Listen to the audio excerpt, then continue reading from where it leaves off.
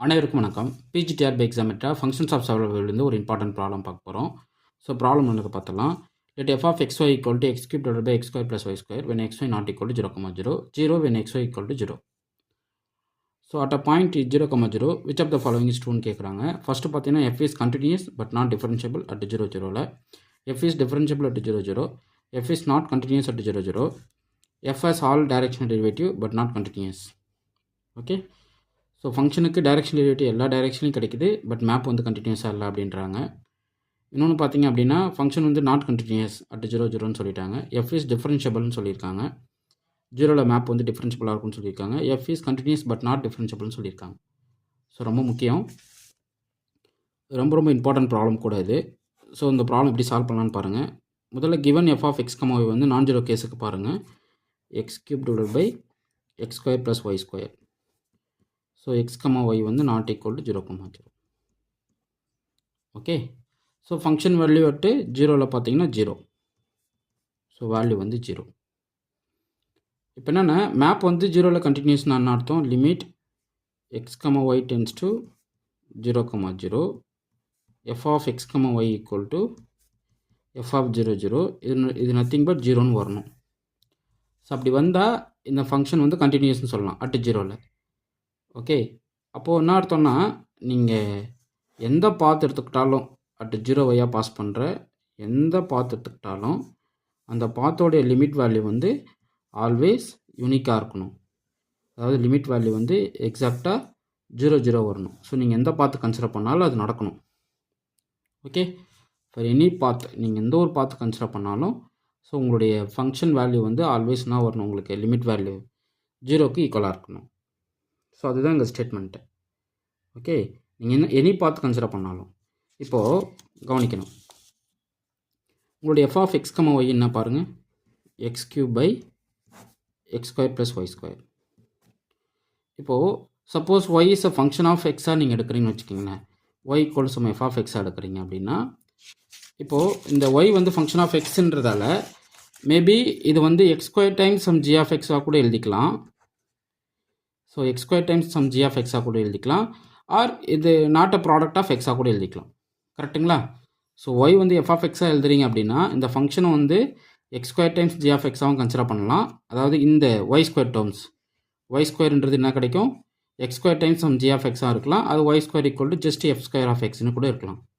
பிரச்சனையே இல்லை. ஓகே, இப்போது எனக்கு என்னென்னா suppose y is a function of f of எக்ஸாக எடுத்து என்னுடைய ஒய் ஸ்கொயர் வந்து some x square times f of x some g of எக்ஸாக எழுதுறேன் அப்படின்னா என்ன நடக்கும் பாருங்கள். இது என்ன நடக்கும், f of X comma Y equal to x cube by x square plus x square times g of எக்ஸ்னு கிடைக்கும். ஸோ எக்ஸ் ஸ்கொயரை காமன் அவுட் பண்ணி நியூமரேட்டர் கேன்சல் பண்ணிங்க அப்படின்னா 1 ப்ளஸ் சம் ஜி ஆஃப் எக்ஸ்னு இருக்கும். இப்போ இதுக்கு லிமிட் எடுத்தோம் அப்படின்னா என்ன கிடைக்கும், உங்களுக்கு 0க்கு அப்ரோச் பண்ணலாம். கரெக்டாக? எப்போது y is a function of எக்ஸாக எடுத்து ஒய் ஸ்கொயர் வந்து some x square time g of எக்ஸ்னு எடுத்தால் அது நடக்கும். சப்போஸ் நான் எக்ஸ் ஸ்கொயர் டைமுக்கு நான் என்னுடைய ஒய்யை வந்து கன்வெர்ட் பண்ண முடியல, எக்ஸ் டைம்ஸ்க்கு கன்வெர்ட் பண்ணாலும் எனக்கு பிரச்சனை கிடையாது. Okay, so still any case நீங்கள் எடுத்துக்கிட்டாலும் மேப் வந்து உங்களுக்கு என்ன ஆகுது, கண்டினியூஸ் ஆகிடுது.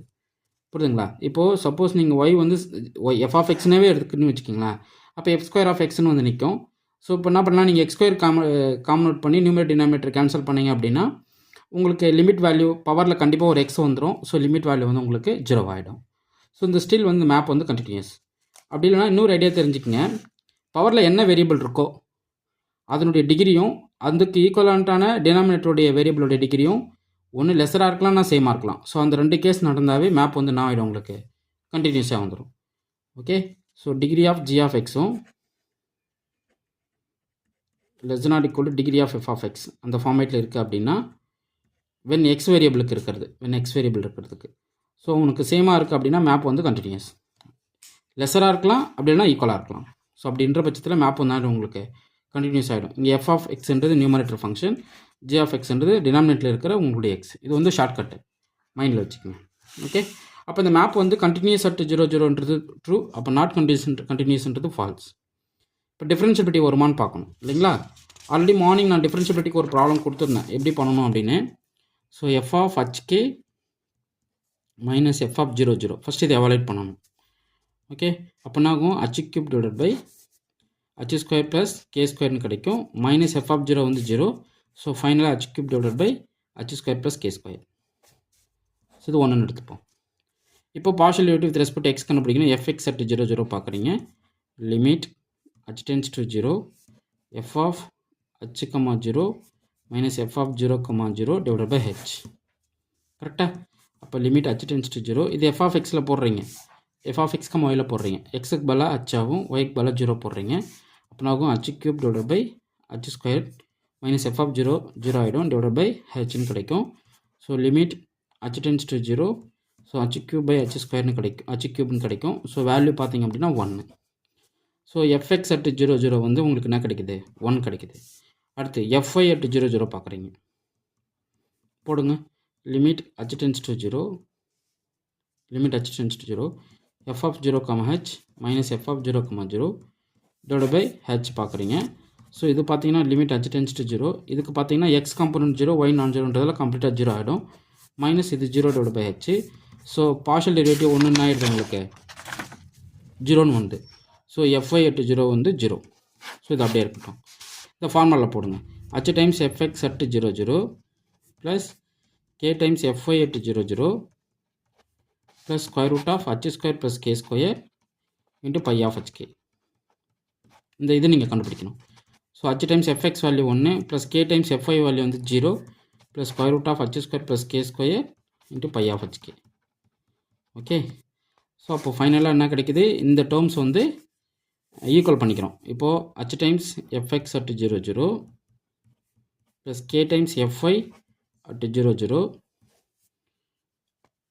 Plus square root of h square plus k square into by of hk value எதுக்கு ஈக்குவல் ஆகுது பாருங்கள். இதனுடைய சிம்பிளிஃபிகேஷன் வந்து h plus square root of h square plus k square into by of hkக்கு கிடைக்குது. ஓகே, ஸோ இது வந்து ரைட் ஹேண்ட் சைடு. ஆல்ரெடி ஒரு ரேஷியோ வந்து லெஃப்ட் ஹேண்ட் சைடில் கண்டுபிடிச்சி வச்சுருக்கோம். என்னது இதான் லெஃப்ட் ஹேண்ட் சைடு. ஸோ ரெண்டுத்தையும் ஈக்குவல் பண்ணுங்கள். ஏன்னா ரெண்டுமே ஈக்குவல் தானே. ஈக்குவல் பண்ணால் என்ன கிடைக்கும் பாருங்கள்.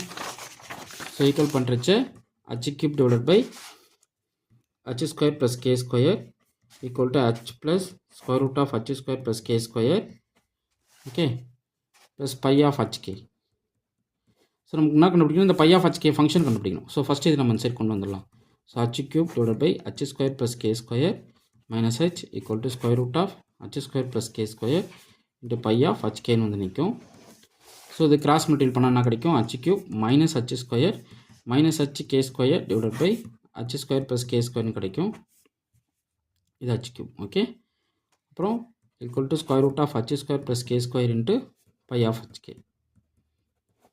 ஓகே, இப்போது இதிலிருந்து நமக்கு h cube கேன்சல் பண்ணிக்கலாம். ஸோ ஃபைனலாக பண்ணால் minus h into k square divided by h square plus k square equal to square root of h square plus k square into pi of hk. கரெக்டுங்களா? Fine. இப்போது இதிலிருந்து இங்கே pi of hk நமக்கு என்ன கிடைக்குது பாருங்கள். pi of hk equal to minus h k square divided by, இது வந்து h square plus k square power 1, இது பவர் 1/2னா, so h square plus k square whole power 3/2ன்னு கிடைக்கும். ஓகே, இப்போ பாருங்கள். இப்போது k equal to mh substitute பண்ணுங்கள். ஸோ லிமிட் வேல்யூ என்ன கிடைக்குதுன்னு பாருங்கள். So limit h, k tends to 0, 0 பார்க்குறீங்க. ஸோ pi of hk என்ன நடக்குதுன்னு பார்க்கலாம். ஸோ mh சப்ஸ்டிட் பண்ணுறதால ஒரு ஃபேக்டர் நீங்கள் ரைஸ் பண்ணுறீங்க கேக் பேல். அப்போ minus h into m square h square divided by இது என்னாகும்? h square plus m square into h square whole power 3/2ன்னு கிடைக்கும். கரெக்டுங்களா? ஸோ மேலே வந்து மைனஸ் h கியூபு, இது m ஸ்கொயர் டிவைடட் பை இங்கே h ஸ்கொயர் எடுத்தால் ஸ்கொயர் ரூட் கேன்சல் அவுட் ஆயிரும். அப்போ டினாமினேட்லேயும் ஒரு h கியூப் கிடைக்கும். So 1 + m square whole power 3/2ன்னு கிடைக்கும். கரெக்டுங்களா? ஸோ h கியூப் கேன்சல் ஆகிடுச்சுன்னா அந்த டேர்ம்ஸ் கம்ப்ளீட்டாக என்ன ஆகிடுது? எம்மில் வந்துடுது. ஸோ பாருங்கள், pi of hk limit value என்ன கிடைக்குது பாருங்களேன். Minus m square divided by 1 + m square whole power 3/2. So limit h, k tends to 0, 0க்கு வேல்யூ வந்து ஒரு நான் ஜீரோ வேல்யூ. m வெரி பண்ண லிமிட் வந்து என்ன நடக்கல, உங்களுக்கு யூனிக்காக வரல. ஸோ அப்போது அந்த டிஃப்ரென்ஷியபிலிட்டி கான்செப்ட் படி உங்களுக்கு இந்த ஃபார்முலா யூஸ் பண்ணுறீங்க அப்படின்னா இந்த pi of hk வேல்யூடைய வேல்யூ வந்து டென்ஸ் டு 0 இருக்கணும். பட் இங்கே வந்து ஒரு நான் ஜீரோ வேல்யூக்கு இருக்குது. So which is not equal to 0. இதுலேருந்து நமக்கு என்ன தெரியுது? மேப் வந்து நாட் டிஃப்ரென்ஷியபிள். ஓகே, ஸோ அப்போது ஃபங்க்ஷன் இஸ் டிஃப்ரென்ஷியபிள்ன்றது false. So function continuous but not டிஃப்ரென்ஷியபிள்ன்றது ட்ரூ. இதுக்கு டைரக்ஷனல் டெரிவேட்டிவ் கிடைக்குமா அப்படின்னா கிடைக்காது, ஏன்னா ஃபங்க்ஷன் டிஃப்ரென்ஷியபிளாகவே வரல. ஸோ ஒன்ஸ் டிஃப்ரென்ஷியபிள் ஃபங்க்ஷன் எல்லாமே டைரக்ஷனல் டெரிவேட்டிவ் எக்ஸிஸ்ட் ஆகும். ஓகே, ஸோ இதுக்கு டைரக்ஷனல் டெரிவேட்டிவ் வரல. ஸோ பார்த்தீங்கன்னா ஆப்ஷன் டி வந்து ஃபால்ஸ். ஓகே, ஸோ ஃபைனலாக ஆப்ஷன் ஏ தான் கரெக்ட். புரியுதுங்களா? மேப் டிஃப்ரென்ஷியபிளாக இல்லை அப்படின்னா நீங்கள் என்ன பண்ணிக்கலாம், டைரக்ஷனல் டெரிவேட்டிவ் கிடைக்காதுன்றதை கிளைம் பண்ணிக்கலாம். ஸோ ரொம்ப முக்கியமான கொஷின், இந்த கொஷின் நல்லா ப்ராக்டிஸ் பண்ணிக்கிங்க. இன்னொரு கொஷின் தரேன், இந்த கொஷின் நீங்கள் ஒர்க் அவுட் பண்ணிவிட்டு உங்கள் ஆன்சரை கமெண்ட் பண்ணுங்கள். என்னென்னா F of X Y equal இதனுடைய partial derivative, directional derivative, derivatives, continuous எல்லாமே செக் பண்ணுங்கள். பாருங்கள், F of X Y equal to xy divided by square root of x square plus y square when x comma y not equal to 0 comma 0 0 when xy equal to 0. So இதுக்கு நீங்கள் என்ன பண்ணுறீங்க, continuity, டிஃப்ரென்ஷியபிலிட்டி, அப்புறம் directional derivative இதெல்லாம் check பண்ணிவிட்டு உங்கள் ஆன்சரை comment பண்ணுங்கள். இப்போ பிஜிடிஆர்பிக்கு பார்த்தீங்க அப்படின்னா டெஸ்ட் பேட்ச் கொடுத்துட்ருக்கோம். ஃபுல் லென்த் டெஸ்ட்டு 110 மேக்ஸ் வந்து வீக்லி 4 days நடக்கும். ஸோ 4 days எவ்ரி வீக் வந்து 4 days இந்த டெஸ்ட்டு நடக்கும். ஸோ ஃபுல் சிலபஸ் கவர் பண்ணுறோம். Okay, so 110 marks with detail சொல்யூஷனோட இருக்கும் இந்த டெஸ்ட் பேட்ச். இன்ட்ரெஸ்ட் இருக்கிறவங்க ஜாயின் பண்ணுங்கள். ஃபுல் ஸ்டடி மெட்டீரியல் அவைலபிளாக இருக்குது. ஸ்டடி மெட்டீரியல் வாங்கி படிங்க. ஸ்டடி மெட்டீரியலோட நீங்கள் வாங்கிட்டீங்க அப்படின்னா 50 days டைம் இருக்குது. ஸோ பர் டேக்கு வந்து 8 hours நீங்கள் படிக்கணும். என்னுடைய மெட்டீரியல்ஸ் அவ்வளோ ஸ்ட்ராங்காக கொடுத்துருப்பேன். கொஷின் பேங்க்கு, டெஸ்ட் பேட்ச்சு, அதுக்கப்புறம் detail solutions, unit wise practice question, டிடி சால்வ்டு ப்ராப்ளம் புக்லெட் அப்படின்ற மாரி ஒரு 50 daysக்கு 8 hours படிக்கிற மாதிரி ஒரு புக்லெட், ஒரு செட் ஆஃப் ஸ்டடி மெட்டீரியல் உங்களுக்கு பேக்கேஜ் போட்டு விடுவேன். ஸோ அந்த பார்சல் ரிசீவ் ஆனோடனே நீங்கள் உட்காந்து படிக்க ஆரம்பிச்சிடணும். ஸோ இன்ட்ரெஸ்ட் இருக்கிறவங்க இந்த புக்லெட் வாங்கி படிங்க. அதே போல் detail solution booklet test batch தனியாக போயிட்டுருக்கு. அந்த டெஸ்ட் பேட்சில் நீங்கள் ஜாயின் பண்ணிக்கலாம். அது மொத்தம் 36 டெஸ்ட்டு போடுவேன். ஸோ 36 டெஸ்ட்டுக்கு 110 கொஷின்னா, ஸோ எவ்வளோ கொஷின்ஸ் உங்களுக்கு ரீச் ஆகுன்றதை நீங்கள் பார்த்துக்கோங்க. ஓகே, இந்த கொஷின்ஸ் மட்டும் நீங்கள் நல்லா ப்ராக்டிஸ் பண்ணிட்டா போதும், கண்டிப்பாக நீங்கள் என்ன பண்ணிடலாம், எக்ஸாமை கிளியர் பண்ணிடலாம். ஸோ இது வந்து கொஞ்சம் அட்வான்ஸ். இந்த 50 daysக்கு ஃபுல் செட்டு வாங்கி படிக்கிறது கொஞ்சம் அட்வான்ஸ் லெவலு. ஸோ இதில் வாங்கி படிச்சிட்டிங்க அப்படின்னா 110 மேக்ஸ் நீங்கள் அடிச்சுட்டு போயிடலாம். ஓகே, இந்த 36 டெஸ்ட்டு 110 கொஷின் சார் நான் கான்செப்ட் கற்றுப்பீங்க. இந்த கான்செப்ட் போய் அப்ளை பண்ணால் போதுமானது. ஸோ நீங்கள் எக்ஸாம் ஈஸியாக கிளியர் பண்ணிடலாம். மேக்ஸிமம் டேரக்ட் கொஷினாகவே உங்களுக்கு வந்துடும். ஸோ மிஸ் ஆகாது. ஓகே, உங்களுக்கு என்ன டவுட்னா என்னோடய நம்பர் கான்டாக்ட் பண்ணுங்கள். 9384686847 நம்பருக்கு நீங்கள் கான்டாக்ட் பண்ணிங்கன்னா உங்களுக்கு டீட்டெயில்ஸ் ஷேர் பண்ணிவிடுவேன். ஸோ நீங்கள் என்ன சாய்ஸ் கேட்டாலும் அந்த டீட்டெயில்ஸ் எனக்கு அவைலபிளாக இருக்கும். Okay, fine. உங்களுக்கு இந்த வீடியோ பிடிச்சிருந்தா லைக் பண்ணுங்கள், கமெண்ட் பண்ணுங்கள், உங்கள் ஃப்ரெண்ட்ஸ்க்கு ஷேர் பண்ணுங்கள். தேங்க்யூ.